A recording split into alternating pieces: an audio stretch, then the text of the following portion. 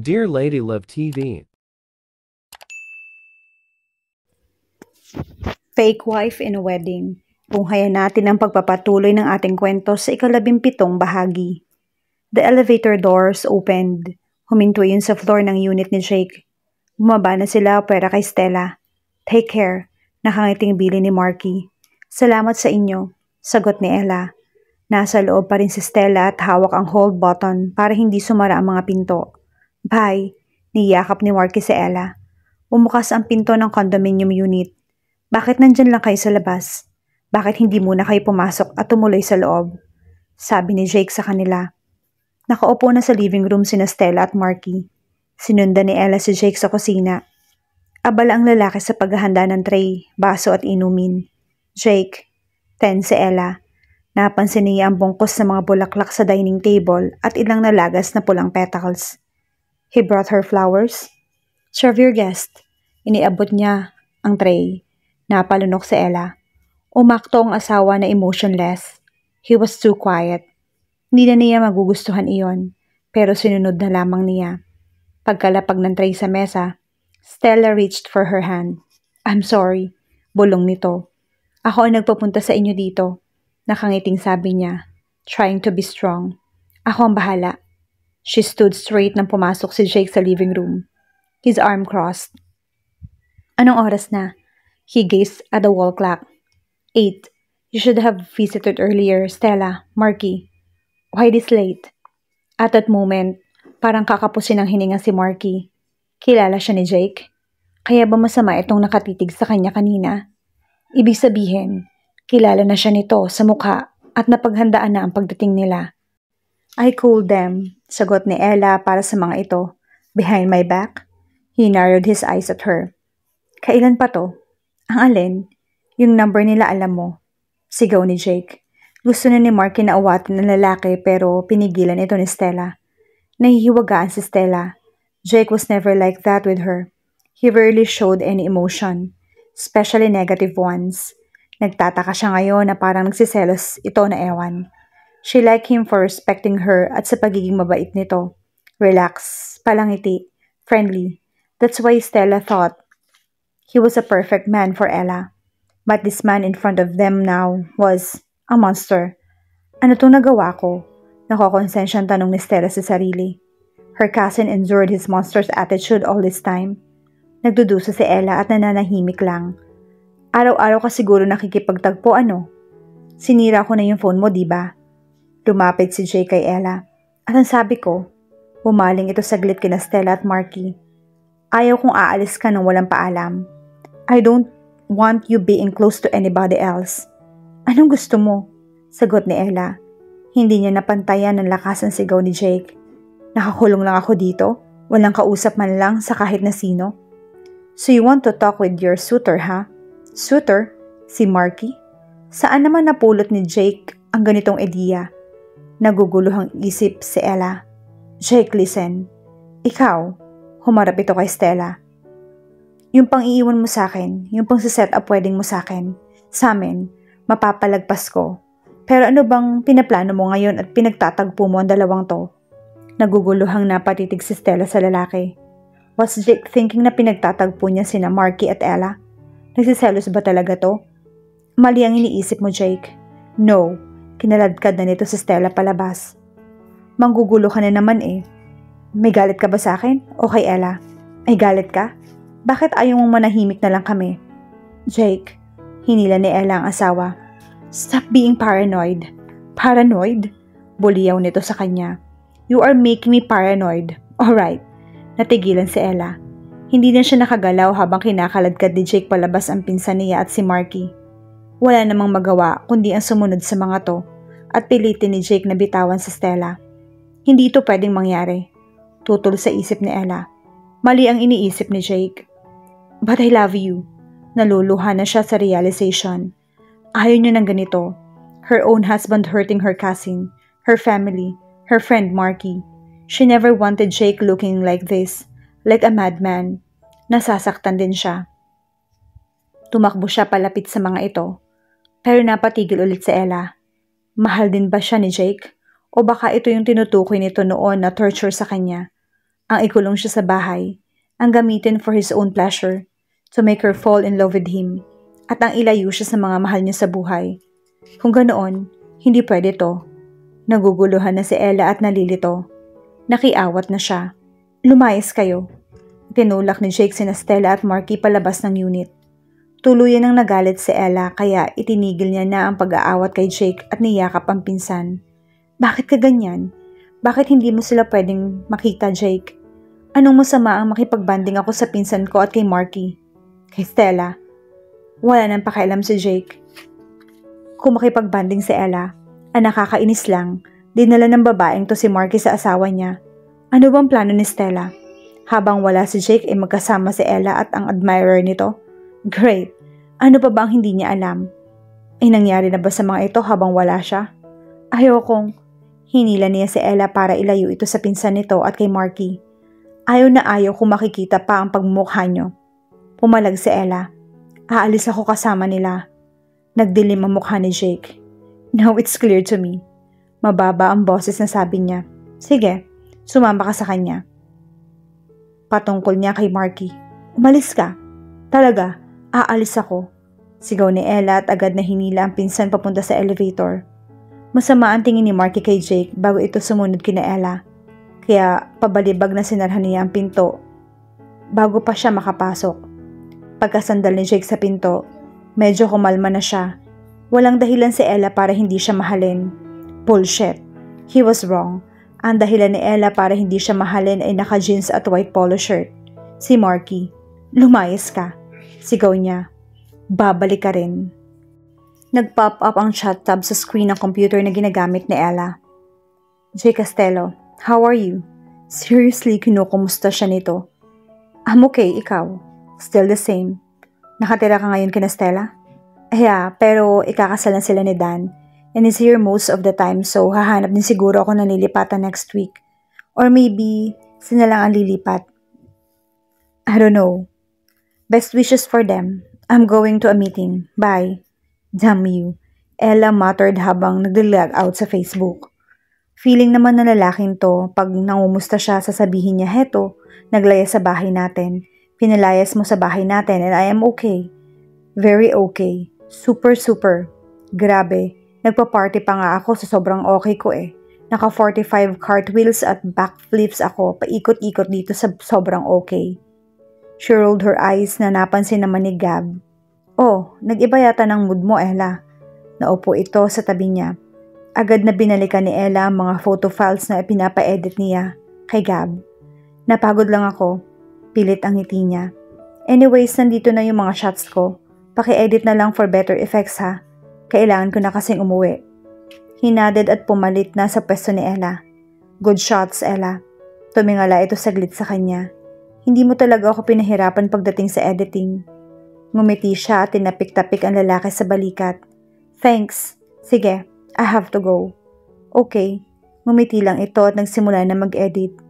Paalis na siya pero tinawag siya bigla ni Gab kaya napalingon siya. He was smiling at her, like her little brother. Kung buhay siguro yung kapatid niyan lalaki, kamukha siguro ito ni Gab. Ella, masaya ako at katrabaho na ulit kita. She smiled at him and laughed. Himala at chinat siya ni Jake. Para mangumusta lang.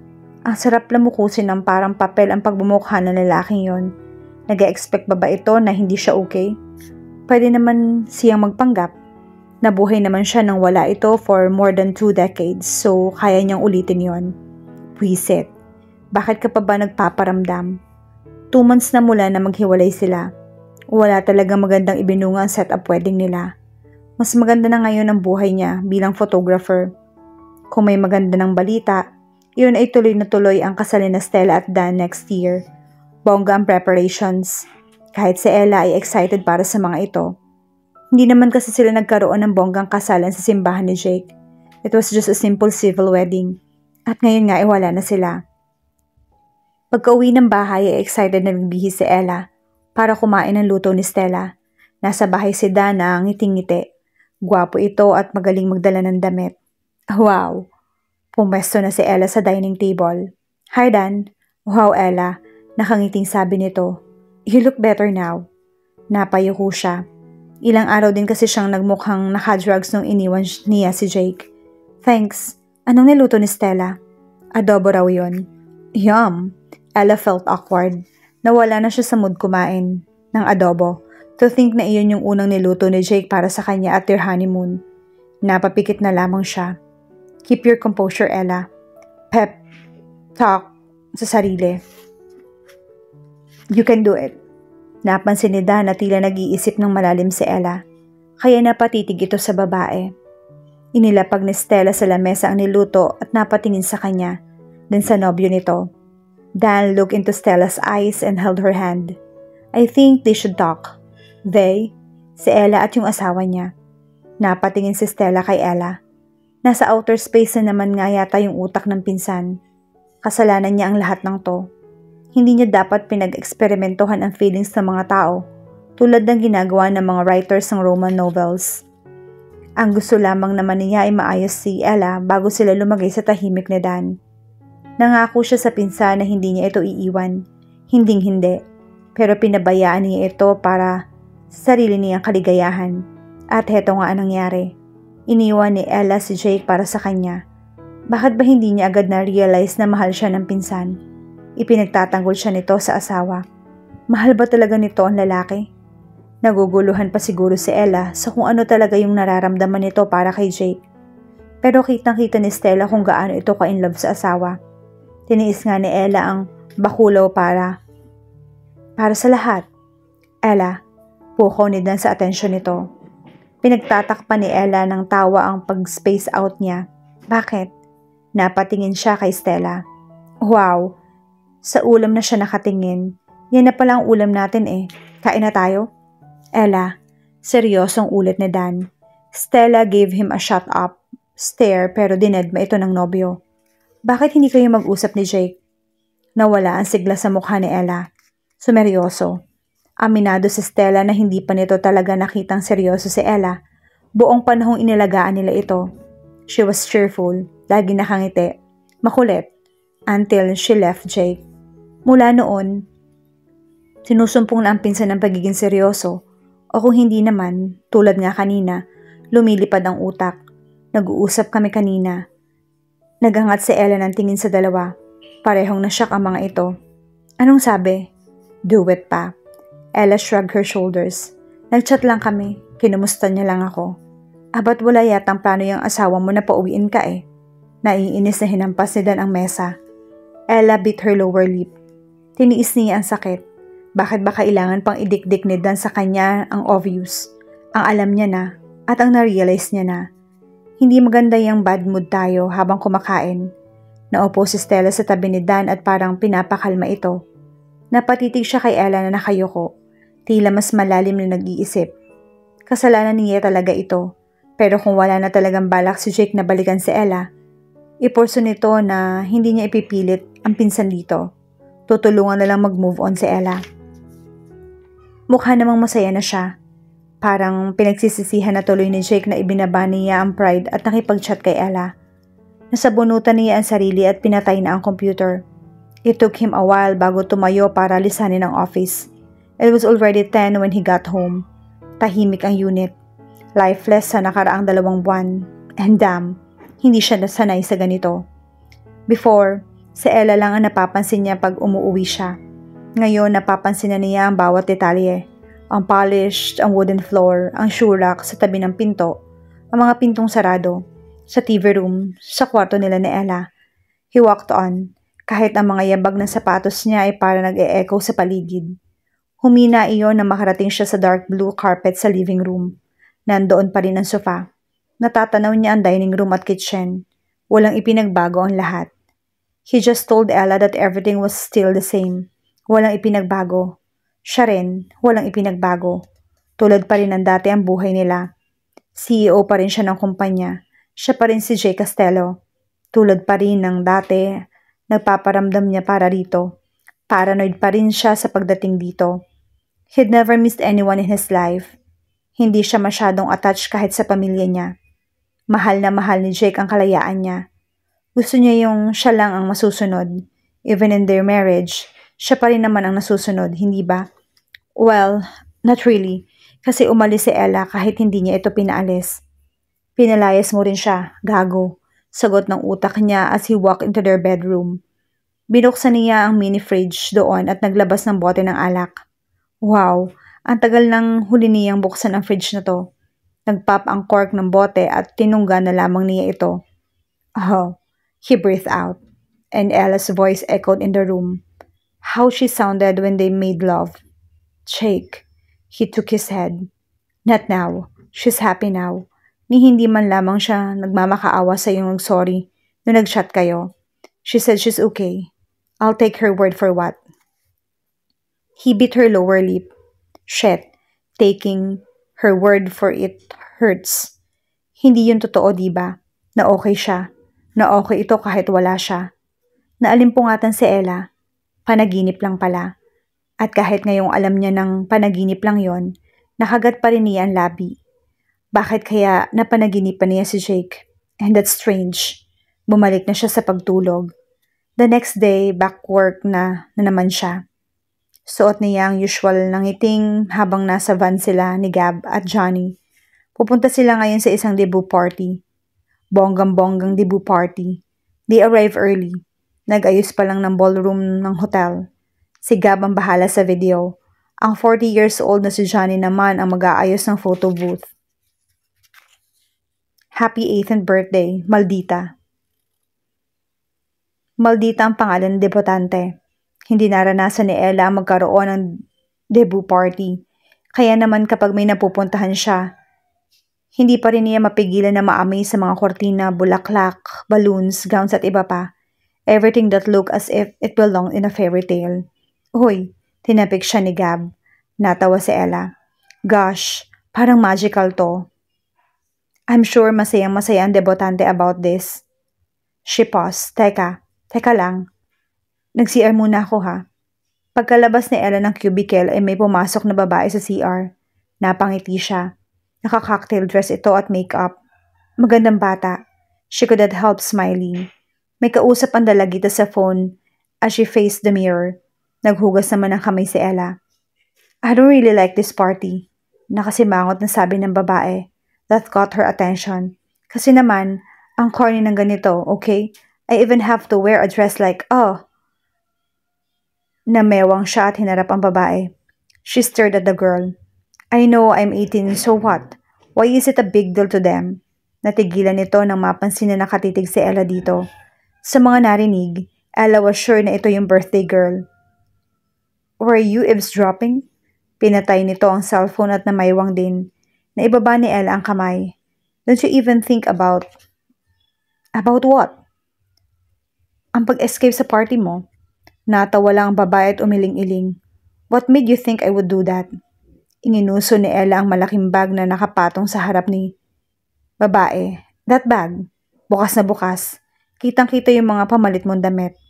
Her eyes narrowed. So what? Bakit ba nangingialam ka? If I were you, i-appreciate mo yung effort ng parents mo. Gumastos sila para sa ganitong party.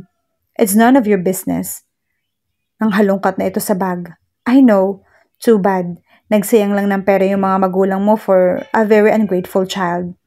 Ano bang problema mo? Sino ka ba? Pakialam mo.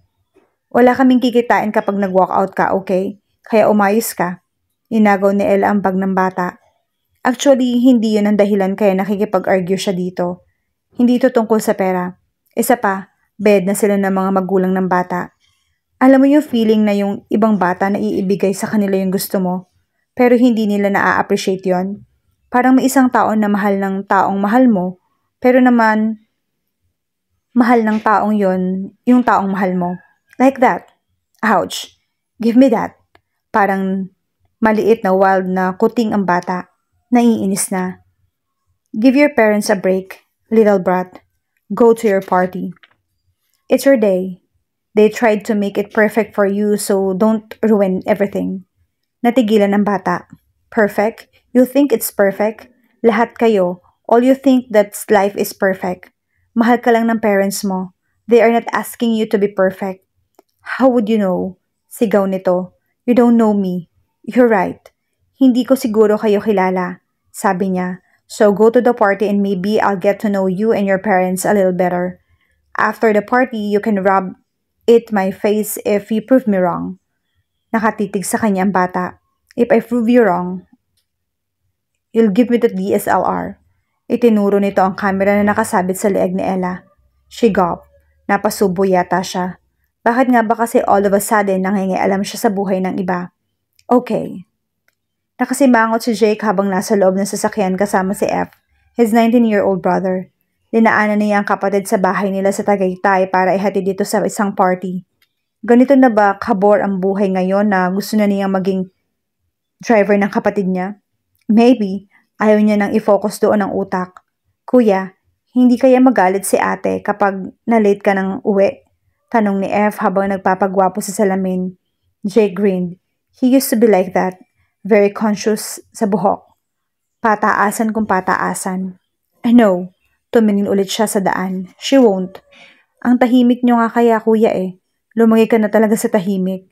Hindi pa rin ito matatapos sa pag-aayos ng buhok. Napailing-iling na lang si Jake. So this birthday girl is your girlfriend? Natawa si F. Hell no. I'm going there to see Marie. Humarap ito kay Jake. Gwapo na ba kuya? Wala namang pangit sa lahi natin, di ba? Hindi naman planong pumunta ni Jake sa party na yon. Ihahatid lang niya si F. Inihinto niya sa harapan ng hotel ang sasakyan. Bye! Paalam ng kapatid sabay labas ng kotse. Jake watched him go bago niya in-start yung ignition ng sasakyan. He stopped na makitang naiwan ng kapatid niya sa ibabaw ng dashboard yung regalo nito. Kinuha niya sa box. Tatawagin sana niya si F kaya lang nakapasok na ito. Kailangan niya muna maghanap ng mapaparadahan.